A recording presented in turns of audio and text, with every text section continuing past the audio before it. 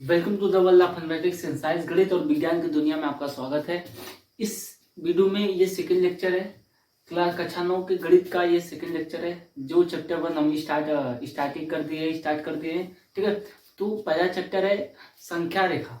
संख्या रेखा किसी बुक में संख्या रेखा है तो किसी बुक में है संख्या पद्धति। ठीक है, तो देखेंगे कि नंबर, तो हमने पढ़ा कि नंबर कितने प्रकार के होते हैं। अगले लेक्चर में हमने पढ़ा था कि नंबर कितने प्रकार के होते हैं। इस लेक्चर में हम देखेंगे कुछ, पहले तो क्वेश्चन करेंगे। मेन हमारा जो मोटिव है, मेन जो आज का मुद्दा है वो है क्वेश्चन को करना। एनसीईआरटी के 1.1 एक्सरसाइज का जो क्वेश्चन है उसको पूरा कंप्लीट कर लेंगे इस लेक्चर में। ओके, और उससे पहले कुछ चीजें बता दूं कि भाज्य संख्या, अभाज्य संख्या और सभाज्य संख्या क्या होती है, ये चीजें समझ लो। ओके, ठीक है, तो सबसे पहले हेडिंग डालो भाज्य संख्या। सबसे पहले हेडिंग डालो भाज्य संख्या। क्या? भाज्य संख्या। ओके, देखिए कि भाज्य संख्या क्या होता है। भाज्य संख्याएं, ठीक है। भाज्य संख्याएं कंपोजिट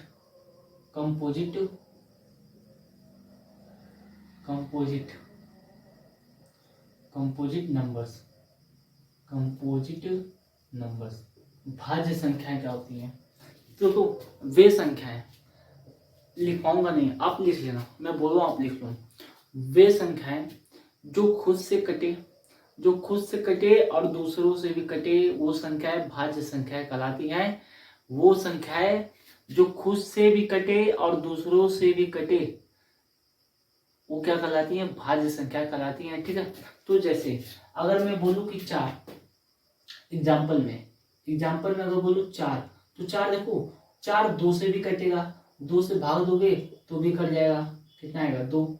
4 को 4 से भाग दोगे तो भी कट जाएगा 1।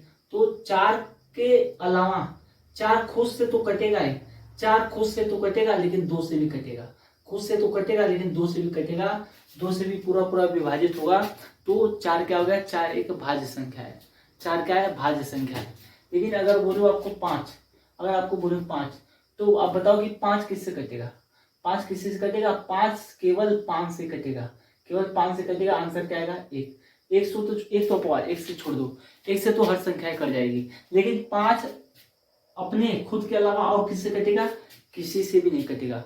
तो देखो, भाज्य संख्या है और ये है अभाज्य संख्या है। क्या है? अभाज्य संख्याएं कक्षा 2 में, 3 में, 4 में पढ़ाया जाता है।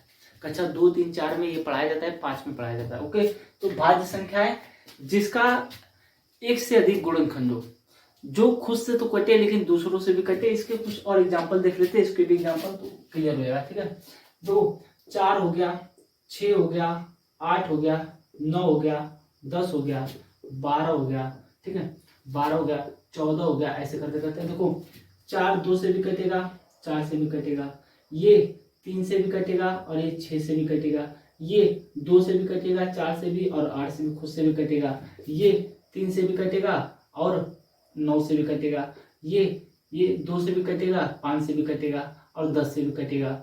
ठीक है, ये 2 से कटेगा, 3 से कटेगा, 4 से कटेगा, 6 से कटेगा। ठीक है, तो 12, तो देखो एक से अधिक गुणनखंड है इसके। देखो 12 के एक से अधिक गुणनखंड है, इसके भी देखो 4 है, 8 है, एक से अधिक गुणनखंड है। तो ये सभी संख्याएं भाज्य संख्या कहलाती हैं। लेकिन अगर आपसे पूछूं कि 2 केवल 2 से कटेगा, 3 केवल 3 से कटेगा, 5 केवल 5 से कटेगा।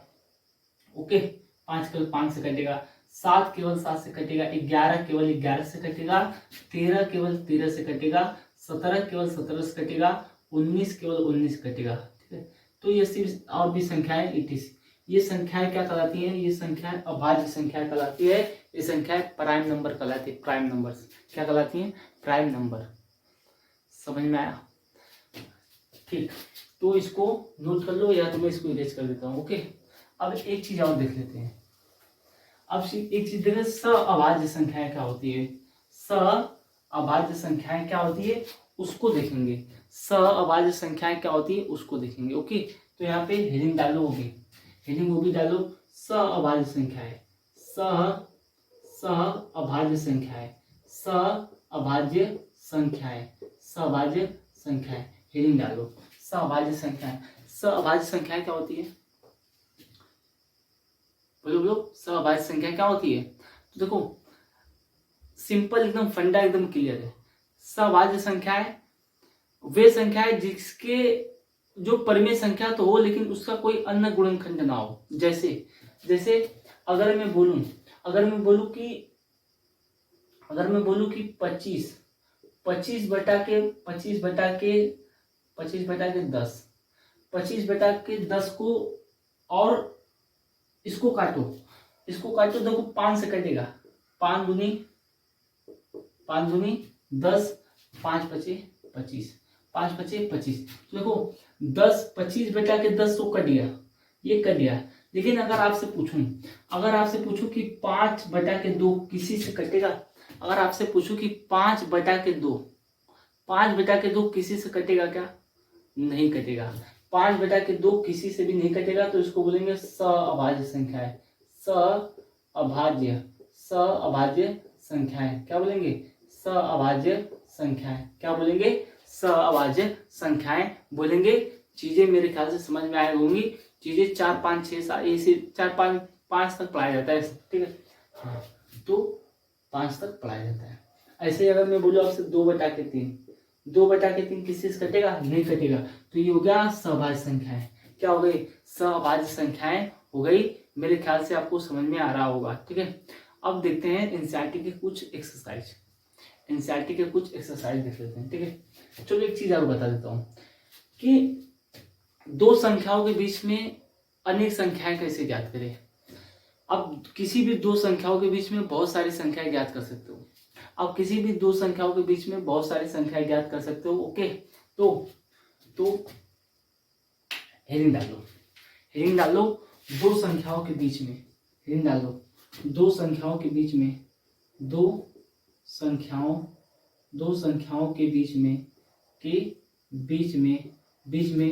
अनेक संख्याएं ज्ञात करना।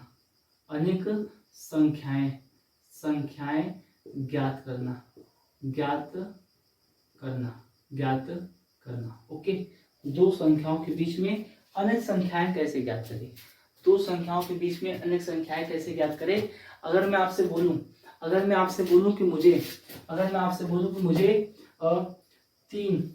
3 और 4 के बीच में 3 और 4 ले लो, 3 और 4 के बीच में 5 परिमेय संख्याएं बताओ। अगर मैं आपसे बोलूं कि 3 और 4 के बीच में 5 परिमेय संख्याएं ज्ञात करो, तो करना कुछ नहीं है। आप इसे 3 बटा के 1 लिख सकते हो। जी सर, बिल्कुल लिख सकते हैं। अरे लिख सकते हो? हाँ लिख सकते हैं, ठीक है, लिख सकते हैं। अपने को कितना संख्या ज्ञात करना है? 5। कितना ज्ञात करना है? 5। एक काम करो, 5 में 1 जोड़ दो, कितना आएगा? 6। अंश और हर में, न्यूमरेटर और डिनोमिनेटर में सेम संख्या से गुणा भाग कर सकते हो। नहीं तो 5 + 1 6, ऊपर नीचे 6 से गुणा कर दो। अंश और हर में 6 से गुणा कर दो, 6 बटा के 6, इसमें भी 6 बटा के 6। तो देखो ये कितना हो जाएगा? ये 3 छक 18, कितना हो जाएगा? 18। ये 6 कम 6, 6 कम 6, ये कितना हो जाएगा? 6 चौके 24, कितना हो जाएगा? 24। ये हो जाएगा 6 कम 6। देखो अब इसका हर डिनोमिनेटर इसका जो 6 है। तो देखो अब इसके बीच में संख्या ज्ञात करनी है। कितनी संख्या है? 5। तो अंश को सेम रहने दो, ये अंश हर को सेम रहने दो, ठीक है। और ऊपर वाले अंश को एक एक बढ़ाते जाओ। ये 18 बटा के 6 ना, तो इसको 19 बटा के 6, 18 में जोड़ो 19 बटा के 6, ठीक है। अब 19 में फिर जोड़ो 20 बटा के 6, फिर 21 बटा के 6, फिर 22 बटा के 6, फिर 23 बटा के 6, फिर 24 बटा के 6, 24 छोड़ो। अपने को कितना चाहिए था? 5। देखो 1 2 3 4 5, ये सारी संख्याएं 3 और 4 के बीच में संख्याएं हैं। ये सारी संख्याएं 3 और 4 के बीच में संख्याएं हैं। आप इसको देख सकते हो, कुछ करता नहीं था। जिन संख्याओं के बीच में संख्या ज्ञात करनी उसको लिख लो। बटा 1 तो लिख ही सकते हो, बटा 1 लिख सकते हो। ओके, हाँ। और देखो अपने को क्या करना था? कितना? 5 संख्या चाहिए था तो उसमें 1 जोड़ दो। 10 संख्या चाहिए तो उसमें 1 जोड़ दो, 11 हो जाएगा। तो अंश और हर में 11 से क्या करना? भाग कर दे, अरे गुणा कर देना, काम खत्म। ओके, तो अब देखते हैं एनसीईआरटी के एक्सरसाइज। एनसीईआरटी के एक्सरसाइज देखेंगे, उदाहरण भी देख लेंगे, एक्सरसाइज भी देख लेंगे, काम खत्म हो जाएगा। ठीक है, तो मैं इसको इरेज कर दे रहा हूँ। मेरे ख्याल से आपको समझ में आ गया होगा, सारी चीज़ें बेसिक थी, इसलिए मैंने कुछ नोट्स आप ऐसे भी कर सकते हो पीछे जाकर जो भी दिखाया था। ठीक है, तो आप किताब में देख लीजिए कि पहला क्वेश्चन दिया गया है। क्वेश्चन दिया है कि आप एनसीईआरटी की किताब निकाल लीजिए और उसमें पहला जो उदाहरण है एग्जाम्पल उसको देखिए। ओके, तो पहला जो उदाहरण है वो है कि पहला उदाहरण है कि नीचे दिए गए कथन सत्य है या असत्य है। नीचे दिए गए कथन सत्य है या असत्य है। ठीक है से कार्ड के साथ अपने उत्तर दीजिए। अगर हो सके तो इसका जो स्क्रीनशॉट होगा इस क्वेश्चन का आपको स्क्रीन पे दिख जाएगा। ओके, तो नीचे दिए गए कथन सत्य है या असत्य है, कार्ड के साथ अपने उत्तर दीजिए। प्रत्येक पूर्ण संख्या, पहला, प्रत्येक पूर्ण संख्या एक प्राकृतिक संख्या होती है। देखो, प्रत्येक पूर्ण संख्या एक प्राकृतिक संख्या होती है। देखो, पूर्ण संख्या क्या होता है? पूर्ण संख्या जिसको W से दर्शाते हैं वो होता है 0, 1, 2, 3, 4 ऐसे करते हैं। और नेचुरल नंबर जो n से दर्शाते हैं वो किससे स्टार्ट होता है? 1, 2, 3 ऐसे करते हैं इनफाइनाइट तक। ठीक है, तो ये क्या बोला है कि ये बोला है कि प्रत्येक पूर्ण संख्या नेचुरल संख्या होता है। तो गलत है। 0 क्या है? 0 नेचुरल नंबर थोड़ी, यहाँ 0 नहीं है। 0 प्राकृतिक संख्या नहीं है, इसलिए प्रत्येक पूर्ण संख्या प्राकृतिक संख्या नहीं होती। प्रत्येक पूर्ण संख्या प्राकृतिक संख्या नहीं होती। ओके, अगला देखते हैं। प्रत्येक पूर्णांक एक परिमेय संख्या होता है। प्रत्येक पूर्णांक क्या होता है? पूर्णांक जिसे जेड से दर्शाते हैं, तो देखो पूर्णांक क्या होता है? पूर्णांक माइनस इनफाइनाइट से लेके ऐसे करते -2, -1, फिर 0, फिर 1, 2, 3, 4 ऐसे करते इनफाइनाइट तक। तो देखो प्रत्येक पूर्णांक, कोई भी पूर्णांक ले लो, -2 ले लो, तो -2 को आप -2/1 नहीं लिख सकते हो। ये क्या होगा? P/Q के फॉर्म में हो गया। P/Q के फॉर्म में हो गया, तो ये क्या हो गया? ये परिमेय संख्या हो गया। तो प्रत्येक पूर्णांक, कोई भी पूर्णांक ले लो, आप उसके बेटा 1 तो लिख ही सकते हो, लिख सकते हो, कोई दिक्कत नहीं है। तो प्रत्येक पूर्णांक एक परिमेय संख्या होता है। बात सही है, सत्य है। ठीक है, प्रत्येक परिमेय संख्या एक पूर्णांक होता है, गलत है। प्रत्येक परिमेय संख्या, अगर मैं आपसे पूछूं कि 3/4 क्या इस पूर्णांक में है? 3/4 पूर्णांक नहीं है। तो प्रत्येक, तो ये परिमेय संख्या है। क्या है? परिमेय संख्या पूर्णांक, प्रत्येक परिमेय संख्या पूर्णांक नहीं हो सकती, लेकिन प्रत्येक पूर्णांक परिमेय संख्या होता है, ये सत्य है। ओके, अब देखेंगे अगला क्वेश्चन। 1 और 2 के बीच की 5 परिमेय संख्या ज्ञात कीजिए। अभी आपको बताया 1 और 2 के बीच में 5 परिमेय संख्या ज्ञात कीजिए। इसको मैं इरेज कर देता हूँ। तो देखो करना क्या है, 1 और 2 के बीच में कितना? 5 परिमेय संख्या ज्ञात करना है। तो 1 लिख लो। ठीक है, आंसर लिख देता हूँ। आंसर में 1 लिख लो और 2 लिख लो। इसके बेटा 1 लिख सकता हूँ, इसके बेटा 1 लिख सकता हूँ। अपने कितना ज्ञात करना है? 5 में 1 जोड़ो, कितना हो जाएगा? 6। ऊपर नीचे 6 से गुणा कर दो। 6/6, अरे हाँ, गुणा कर दो 6/6। तो 6 कम 6, ये 6 कम 6, ये कितना हो जाएगा? 6 दूनी 12, ये कितना हो जाएगा? 6।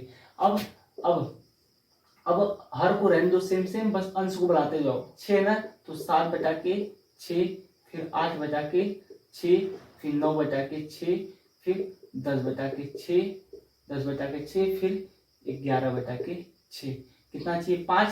1, 2, 3, 4, 5, ये सभी क्या है? ये सभी है परिमेय संख्या। किसके बीच में? 1 के बीच में और 2 के बीच में, सभी परिमेय संख्या है। ये सभी परिमेय संख्या है।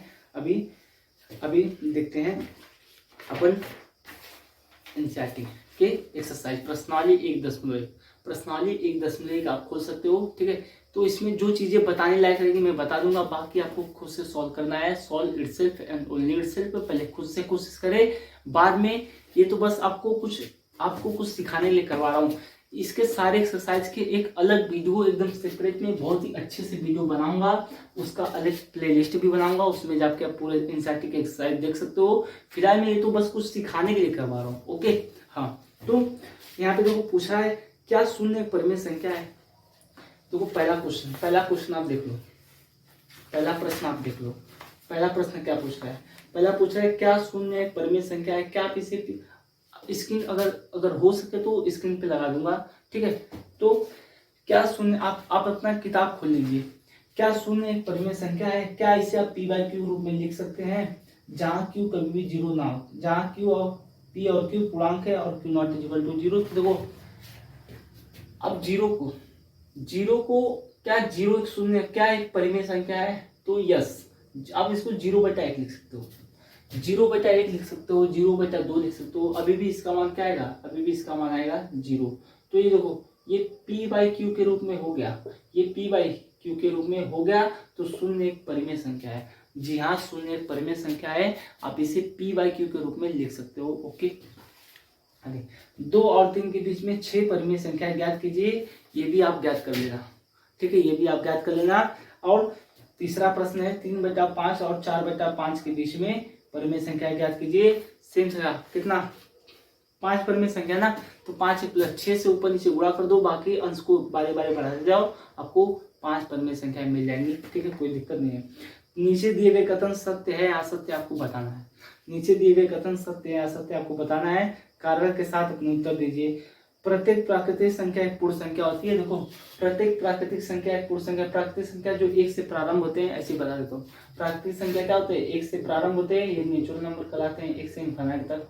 ठीक है, और जो होल नंबर पूर्ण संख्या होते हैं वो 0 से लेकर इनफाइनाइट तक आते हैं। तो 0 के बाद 1 भी इसमें आ गया, 2 भी आ गया, 3 भी आ गया, 4 भी आ गया, 5। तो प्रत्येक नेचुरल नंबर, प्रत्येक प्राकृतिक संख्या एक पूर्ण संख्या होता है। बात एकदम सत्य है, बात एकदम सत्य है 100%। ठीक है, प्रत्येक पूर्णांक एक पूर्ण संख्या होता है। तो देखो पूर्णांक में क्या गया? -1 पूर्ण संख्या नहीं है, -1 पूर्ण संख्या नहीं है, क्योंकि पूर्ण संख्या 0 से स्टार्ट होता है। तो प्रत्येक पूर्णांक एक पूर्ण संख्या नहीं होता है, लेकिन प्रत्येक पूर्ण संख्या एक पूर्णांक होता है। बात एकदम सही है ये वाला, ठीक है, लेकिन वो वाला गलत है जो इसने बोला है। ठीक है, आगे प्रत्येक परिमेय संख्या एक पूर्ण संख्या होती है। प्रत्येक परिमेय संख्या है, क्या बताओ आप मुझे कि 2/3 क्या पूर्ण संख्या है? नहीं, 2/3 पूर्ण संख्या नहीं है। पूर्ण संख्या 0 से लेके 1 2 3 4 5 ऐसे होती है। तो प्रत्येक परिमेय संख्या एक पूर्ण संख्या नहीं होती है, लेकिन प्रत्येक पूर्ण संख्या एक परिमेय संख्या हो जाएगी। तो यही कुछ एक्सरसाइज थे। एक्सरसाइज तो बस आपको कुछ सिखाने के लिए, बता रहा हूँ, लेकिन कंप्लीट एकदम सेपरेट में वीडियो बना लूंगा। ठीक है, तो वीडियो पूरा देखने के लिए धन्यवाद। ऐसे ही आप हंसते रहो और मुस्कुराते रहो। थैंक यू, ठीक है, थैंक यू। ओके, रिवीजन करते रहो, नोट्स को दोहराते रहो। जितने भी लेक्चर आएंगे सभी लेक्चर देख लो, आपका मैथ एकदम खतरनाक हो जाएगा, मैं आपसे प्रॉमिस करता हूँ। लेकिन पूरी लेक्चर देखना, ठीक है। वीडियो पूरा देखने के लिए धन्यवाद, थैंक यू।